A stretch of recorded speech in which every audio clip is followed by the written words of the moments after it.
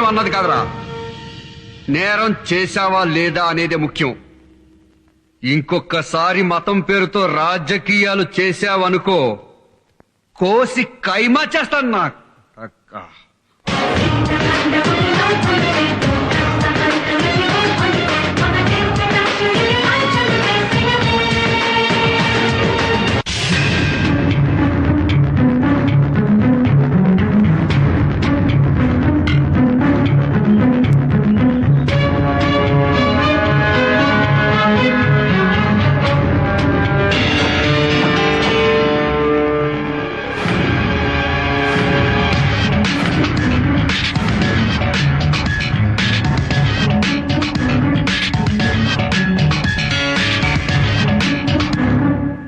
ఈ కుర్రాడు ఇదే కాలేజీలో కంప్యూటర్లో జాయిన్ అయ్యాడు.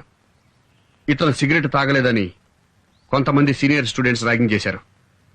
పుచ్చ పోసేదాని మీద సిగరెట్తో కాల్చారు. ఇలా కాల్చడం తప్పు కాదు, ర్యాగింగ్ సంస్కృతిలో ఒక భాగం అని మీరు భావిస్తే ఇవాళ ఈ కుర్రాడికి పడిన మచ్చ రేపు మీ అమ్మాయి గుండెల మీద పడొచ్చు, జీవితం మీద పడొచ్చు, ప్రాణాల మీద పడొచ్చు. అయినా ఇదే కంటిన్యూ చేస్తాం అనుకుంటే మీ అందరికి సారీ చెప్పి వెళ్ళిపోతాను. ఇది ర్యాగింగ్ ఏంటండి? రౌడీయిజం. రౌడీయిజం కంటే అన్యాయం సార్. ఇలా చేసిన నా కొడుకుల్ని కాల్చి పారేయాలి సార్. అయ్యా, ఆ నా కొడుకులు ఏ నా కొడుకులో కాదు, అందులో మీ కొడుకు ఉన్నాడు.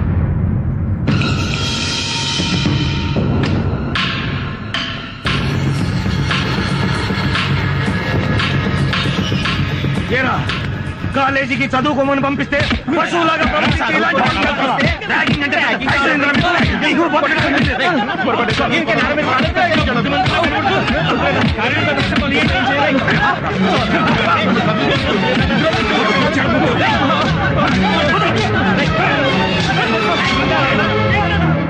ఇప్పుడు మేము కొట్టిన ఈ దెబ్బలు పోలీసులే కనుక కొట్టుంటే పోలీసులు విద్యార్థుల్ని కొడతారా? పోలీసులు నశించాలి, పోలీసులు డౌన్ డౌన్ అంటూ పోలీసులందరినీ వెంటనే సస్పెండ్ చేయాలని ఈ పిల్ల విధవలంతా రోడ్డు మీదకి వస్తారు. ఆ తర్వాత రాజకీయ నాయకులు రంగంలో దిగుతారు. వెంటనే తల్లిదండ్రులమైన మేము ధర్నాలు, రాస్తారోకోలు చేసి కంపు కంపు చేస్తాం. వీళ్ళని ఇట్లాగే వదిలేస్తే తీవ్రవాదుల కంటే ప్రమాదంగా తయారవుతారు సార్. అందుకే వెంటనే వీళ్ళని చదువులు మాన్పించి ఊరికి తీసుకెళ్లి పొలాల్లో పనులు చేయిస్తాం సార్. రండ్రా రండి. తప్పైపోయిందన్నా, ఎప్పుడు పొరపాటు చేయను, బుద్ధిగా చదువుకుంటానన్నా. ఇంకెప్పుడు తప్పు చేయను, క్షమించనన్నా. సార్, మేము తప్పు చేశాం సార్. ఇంకా లైఫ్ లో ఎప్పుడు ర్యాగింగ్ చేయం. మమ్మల్ని క్షమించండి సార్, మమ్మల్ని క్షమించండి సార్. తల దించుకుని నా కాళ్ళకి దండం పెట్టే బదులు తలెత్తుకుని మీ జూనియర్స్ కి షేక్ హ్యాండ్ ఇచ్చి అందరం ఒకటే వీఆర్ ఫ్రెండ్స్ అంటే విద్యార్థి అనే మాటకి విలువ పెరుగుతుంది. ఆ పని చేస్తారా? చేస్తాం సార్.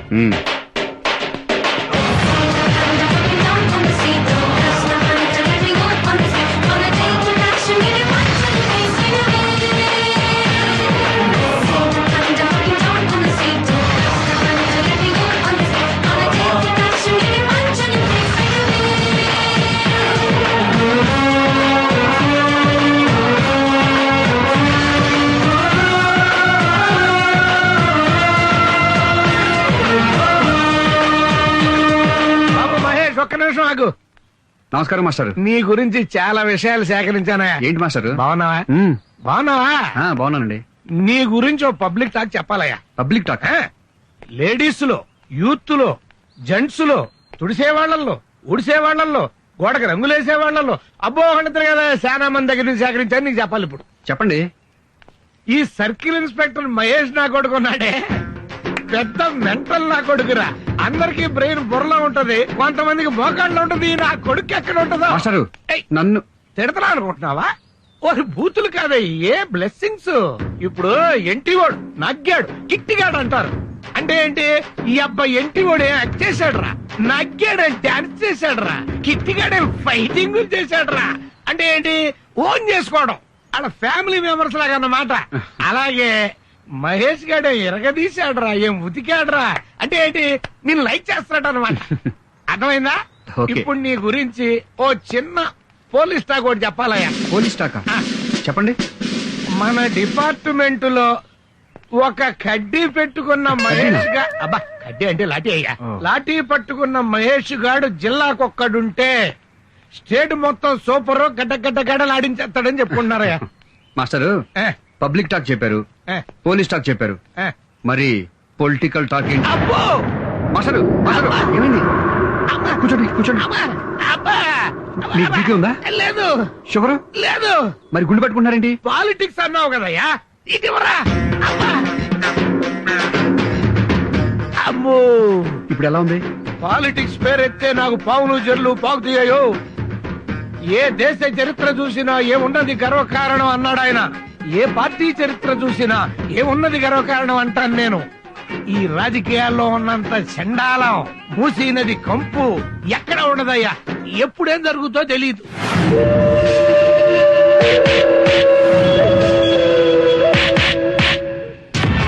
ఆ సర్కిల్ ఇన్స్పెక్టర్ గారిని చంపేస్తా, ముక్కలు ముక్కల కింద నరికేస్తా, వదలను. వాడింక నా కండ్ల కనపడకూడదు. ఏ భాష, నువ్వింకా స్ట్రీట్ రౌడీ అనుకుంటున్నావా? మన పార్టీ యూత్ లీడర్ అయ్యా. ఏ పనైనా రాజకీయంగా చేయాలి.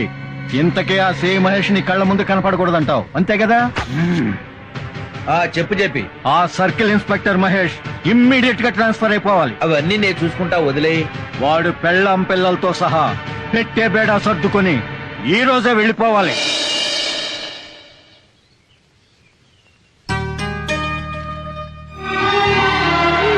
నాకు తెలుసు మహేష్, ట్రాన్స్ఫర్ అయింది. ఎప్పుడులాగే లగేజ్ కూడా రెడీగా పెట్టాను. నేను రెడీగా ఉన్నాను. లోపల బాబు కూడా రెడీ. బ్యాలెన్స్ పిల్లలు కూడా రెడీ.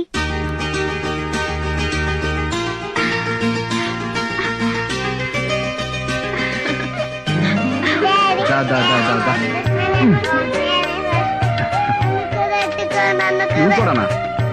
నన్ను కూడా ఎత్తుకో, నన్ను కూడా ఎత్తుకో.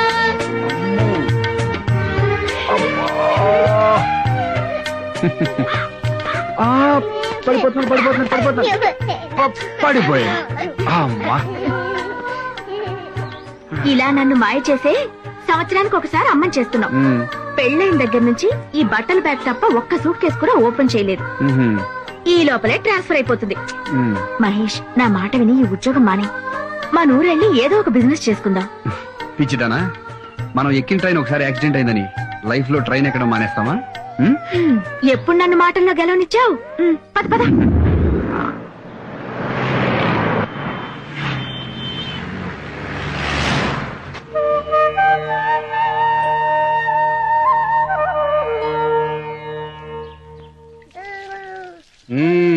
నాకెప్పుడు ట్రాన్స్ఫర్ అవుతుందో తెలియదని వంకతో ఇంట్లో సామాన్లు సర్దో, పిల్లల్ని స్కూలుకు పంపించవు, కాఫీ అడిగితే టీ కొట్ల నుంచి తెప్పిస్తావు, వంట చేయమంటే హోటల్ నుంచి ఫుడ్ తెప్పిస్తావు. కానీ బెడ్రూమ్ మాత్రం రెడీ చేస్తుంది.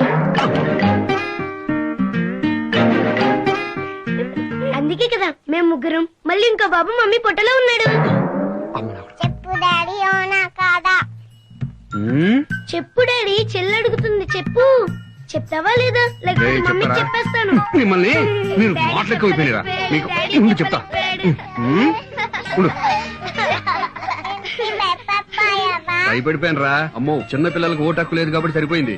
ఉంటే భారతదేశ భవిష్యత్తు గంటకో రకంగా మార్చేసేవారు. ఏమోలే, మంచి మంచి లీడర్స్ వచ్చేవాళ్ళేమో.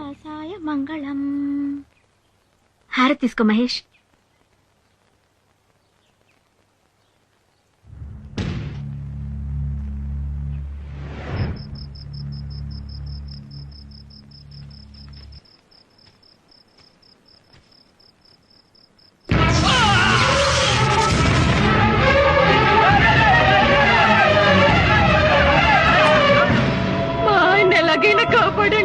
ఏం పర్లేదమ్మా, మీ ఆయన కరెంట్ షాక్ తో ఎగిరిపట్టడం వల్ల గుండెకి దెబ్బ తగిలింది. హార్ట్ ఆపరేషన్ చేయాలి.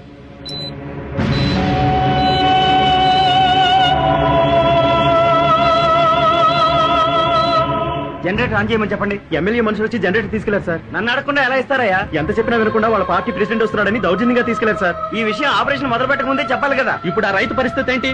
అర్జెంట్ గా కళ్యాణ మండపానికో సినిమా థియేటర్ కో ఫోన్ చేసి తెప్పించండి.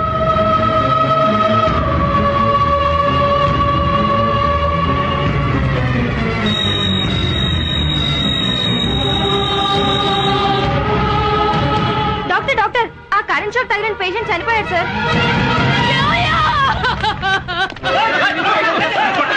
చెప్తుంటే వినండి, మీకు దండ పెడతామయ్యా. మా వాళ్ళు ఎంత చెప్తున్నా వినకుండా ఆ ఎమ్మెల్యే మనుషులు వచ్చి దౌర్జన్యంగా జనరేటర్ తీసుకెళ్లారయ్యా. మమ్మల్ని ఏం చేయమంటారయ్యా? చేతనైతే వెళ్ళి ఆ ఎమ్మెల్యేని అడగండి అయ్యా. మమ్మల్ని కొట్టారెందుకు?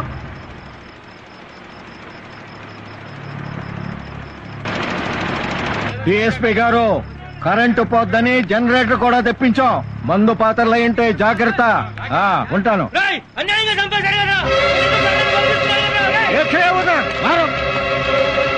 ఎస్ఐ ఎక్కడున్నావా? జనం గెస్ట్ హౌస్ మీద పడుతున్నారు. రాత్రుగా ఈ రైతులందరి మీద కేసులు పెట్టి లోపలైంది. గెస్ట్ హౌస్ మీద పడుతున్నారు వీళ్ళు. ఇన్ని దొంగలు వీళ్ళకి. వసై!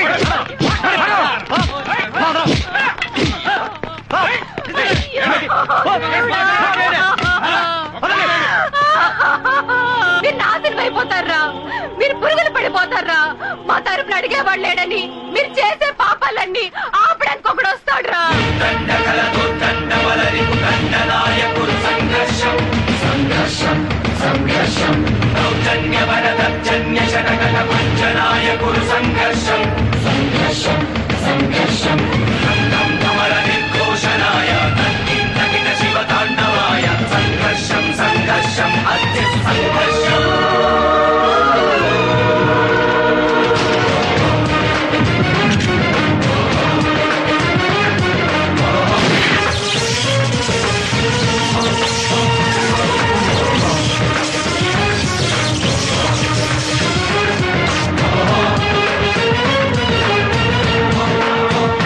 ఇన్స్పెక్టర్, ఎవరు రమ్మన్నారు? నువ్వు ఇక్కడికి వచ్చావు.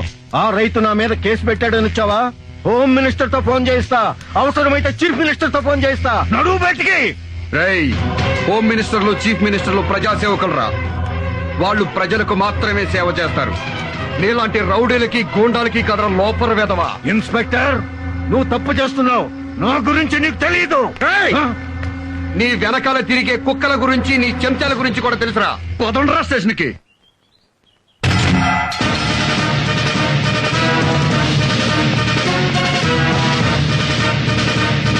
గవర్నమెంట్ గెస్ట్ హౌస్ మీద దాడి చేసినందుకు వీళ్ళ మీద కేసు బుక్ చేశారా? అవును సార్. ఎమ్మెల్యేని బూతులు తిట్టినందుకు మరో కేసు బుక్ చేశారుగా? Yes sir. మీకు ఎమ్మెల్యే అన్న భయం లేదు, ముఖ్యమంత్రి అన్న భయం లేదు. ప్రజాస్వామ్యం.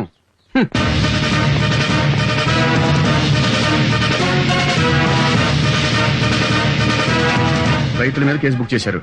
ఓకే, ఇదేంటా రైతుల మీద కేసు బుక్ చేశారు, మరి వీళ్ళ మీద ఎఫ్ఐఆర్ రాలేదే? సార్ అది అదే ఆపరేషన్ థియేటర్ లో జనరేటర్ తీసుకెళ్లిపోయారు కదా, ఎందుకు బుక్ చేయలేదు?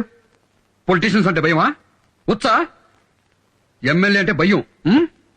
పోగొడతా పదరా.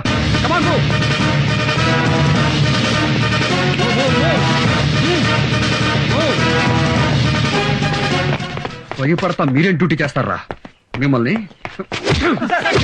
భయమా? భయం అంటారు.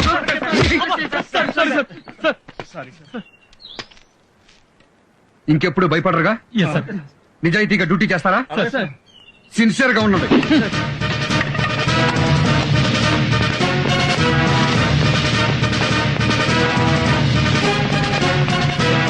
చూడండి, జనరల్ గా మా పోలీసులు ఎవరు అధికారంలో ఉంటే వాళ్ళ చంక నాకుతారు. ఇక మీద అలా ఉండరట. మిమ్మల్ని క్షమాపణ అడుగుతున్నారు. అడగండి క్షమాపణ. మమ్మల్ని క్షమించండి. ఇక నుంచి మీకు సేవ చేస్తారు. ఓకే, వెళ్ళండి. మిస్టర్ మహేష్, ఇవిగో బెయిల్ పేపర్స్. ఎమ్మెల్యే గారిని విడిచిపెట్టండి. ఎమ్మెల్యే గారు నేరం చేశారు. సూపర్ స్టార్ కృష్ణ గారి అబ్బాయి మహేష్ బాబుకి కొడుకు పుట్టాడని తెలుసు. చిరంజీవి గారి అబ్బాయి మెగాస్టార్ కాబోతున్నాడని తెలుసు. కానీ ఎమ్మెల్యే మూలంగా మీ ఊళ్ళో ఓ రైతు చనిపోయాడని మాత్రం తెలీదు. తెలుసు. ఇంకెప్పుడు ఎవరికి బెయిల్ ఇవ్వు. కానీ మా పోలీసు వాళ్ళు తప్పుడు కేసులు బనాయిస్తారు చూడు, అలాంటి వాళ్ళకి ఇవ్వు. అలాగే సార్. వెళ్ళు. ఇన్స్పెక్టర్ గారు, ఒక్క మాట మీతో మాట్లాడాలి. 2 నిమిషాలు ఎలా వస్తారా?